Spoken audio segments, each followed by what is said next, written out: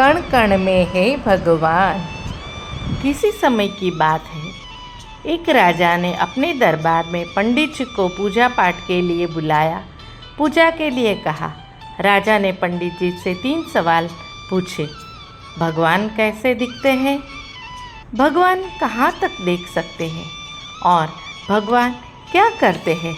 पंडित जी थोड़ी सोच में पड़ गए और बोले, महाराज, इन सवालों के उत्तर के लिए मुझे थोड़ा सा समय दे दीजिए। राजा ने उन्हें 1 महीने का समय दे दिया। पंडित जी घर लौट आए, लेकिन कई दिनों तक उन्हें उत्तर नहीं सूझ रहा था। उनकी परेशानी देखकर उनके बेटे ने पूछा, पिताजी, आप क्यों चिंतित हैं? पंडित जी ने उसे कहा कि राजा के सवाल के बारे में बताया। बेटे ने आत्मविश्वास से कहा, पिताजी, आप चिंता ना करें, मैं इन सवालों का उत्तर दूंगा। अगले दिन दोनों, बेटा पंडित जी और उसका पुत्र, राजा के दरबार में पहुँचे। राजा ने पंडित जी से पूछा, पंडित जी, आपने मेरे सवालों के जवाब खोज लिए? पंडित जी ने कहा, महाराज। पंडित जी ने कहा, महाराज, मेरे बेटे ने उत्तर देने का जिम्मा लिया है। राजा ने पूछा, तो बताओ पहले सवाल का जवाब, भगवान कैसे दिखते हैं?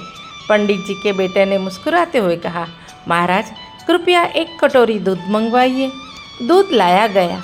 लड़के ने उस कटोरी के हाथ में लिया और उसमें उंगली डालकर घुमाना शुरू कर दिया। राजा ने चौंक कर पूछा, ये क्या कर रहे हो? लड़के ने शांत स्वर में कहा, महाराज, क्या आप इसमें दूध में मक्खन दिख रहा है? राजा ने सिर हिलाया और कहा, नहीं। लड़के ने उत्तर दिया, मक्खन इस दूध में ही है, लेकिन उसे निकालने के लिए दही जमाना पड़ता है और उसे मतना पड़ता है। ठीक वैसे ही भगवान हर जगह है, पर उन्हें देखने के लिए ध्यान, साधना और सेवा का मंथन करना पड़ता है। राजा ने मुस्कुराते हुए कहा, अच्छा उत्तर दिया। अब बताओ, भगवान कहाँ तक देख सकते हैं? पंडित जी के बेटे ने कहा, महाराज, कृपया 1 दिया मंगवा दीजिए। और उनके कहने पर दिया आ गया और उसे जलाइए। दिया जलाया गया और उसकी रोशनी चारों ओर फैल गई। लड़के ने पूछा, इस दिए की रोशनी कहाँ तक जा रही है? राजा ने कहा, ये तो पूरे कमरे में फैल गई है।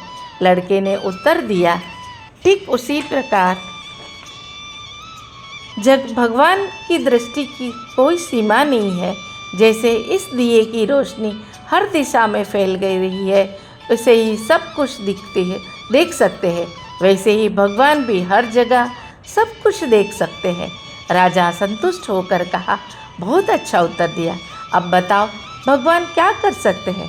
पंडित जी के बेटे ने कहा, मुस्कुराते हुए कहा, महाराज, कृपया कुछ देर के लिए क्या आप सिंहासन मुझको दे दीजिए और आप नीचे बैठ जाइए। दरबारियों में खानापुसी होने लगी, पर राजा को जिज्ञासा थी, इसलिए वह फौरन अपनी कुर्सी से उतरकर पंडित जी के बेटे को सिंहासन पर बैठने की अनुमति दे दी। लड़का सिंहासन पर बैठ गया और राजा सामने नीचे बैठ गया।